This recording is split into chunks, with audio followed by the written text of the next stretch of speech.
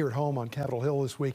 Vivek Ramaswamy and Elon Musk both met with lawmakers as part of President-elect Donald Trump's mission to implement Doge. We've been telling you about this. It's the so-called Department of Government Efficiency.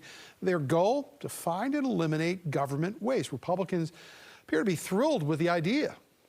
We need to start cutting our budget and cutting it soon. Every single Republican wants to get about the business of cutting fraud, waste, and abuse. We can't just continue to do everything for everyone. Republicans will need Democrats, though, to cut spending, since the incoming GOP is going to have a very slim 5-seat majority. 3 decades ago, Vice President Al Gore led a similar effort to reinvent government that led to 400,000 fewer federal jobs, downsizing at 13 departments, but those jobs eventually returned to the same level, around 3 million. For more on this, we're going to talk now to Gregory Corte. Joining us once again, he's the White House and politics reporter with Bloomberg. It seems, Gregory, as you look back on history, a lot of people come to this town and say, I'm going to cut the size of government. Maybe they do briefly, but then government tends to come back. How seriously are people taking this Doge plan from the incoming Trump administration? Yeah, you mentioned the Reinventing Government, RIGO commission that Al Gore headed up. And the prelude to that was Bill Clinton saying in a State of the Union speech that the era of big government is over. And now it's 30 years later, and we still have big government. For those of us who have been in Washington a while, we've seen this show before. We know how it ends. The Simpson-Bowles Commission, the Super Committee, all ended in failure because ultimately Congress needs to have the political will to make these cuts. And as you point out, the House of Representatives is going to be divided by less than a handful of votes. If you have one Republican representing a district that has an interest in a defense weapons program or some agency, that's one vote you take off the table. It's going to be very difficult to make these cuts. The political will needs to be there. And we're only talking about a handful of votes in the House that separate these two political parties. $2 billion sounds like a lot of money to most people in a budget. Is that doable? Is that an attainable goal? They're talking about $2 trillion. $2 trillion. And it's unclear whether it's 1 year's budget. I don't know that it's attainable. That's a third of federal spending, or over. We tend to talk about a 10-year budget window in this town, so it's unclear even what the goal is, much less how we're going to get there.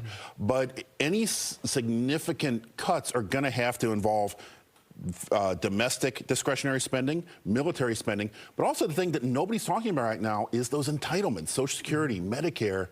Demographically, the population's aging. That's a big increase in cost, and that's got to be addressed as well. And despite the things that the incoming Republican majority has been saying about those entitlements, it always tends to be the third rail of American politics. You touch those things, you're dead politically.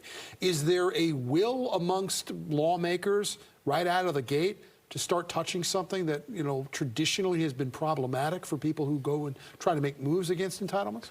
I'm not sure that there is. It's interesting when you talk to people on the Hill, Republicans, who have talked to Musk and Ramaswamy. What are your top priorities? And it's interesting, all of the things you hear back just happen to be these members of Congress' own pet projects of things they'd like to cut.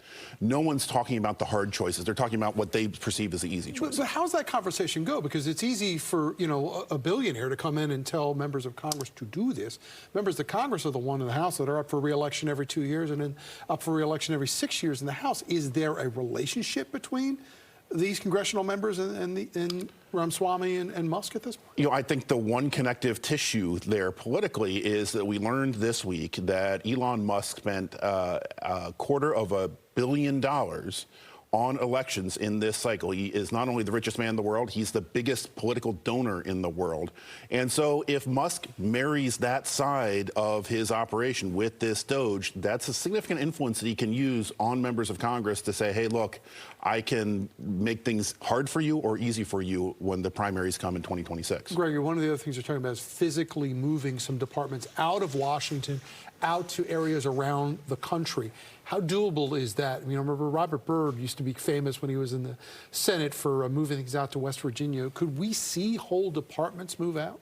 There are no Robert Byrds in the Senate anymore. There's nobody who has that stature on appropriations to be able to do that. But there is a hunger, certainly within Trump's orbit, to move the bureaucracy out of D.C. for a couple of reasons. One is it's cheaper to do that, obviously. If workers are working from home anyway, as many of them in the D.C. region are, why not be able to do that in Kansas City or Cincinnati or Las Vegas? And it brings jobs to members of Congress in their districts, and as opposed to concentrating them all right here in the D.C. region. Part of the catch-22 of this, though, that's something they wanted to end, too, get workers back into the office. In fact, Ron Swamy said get there early in the morning and stay late at night as well, too. Gregory Corte, we appreciate you joining us from Bloomberg this morning talking about the Department of Government Efficiency.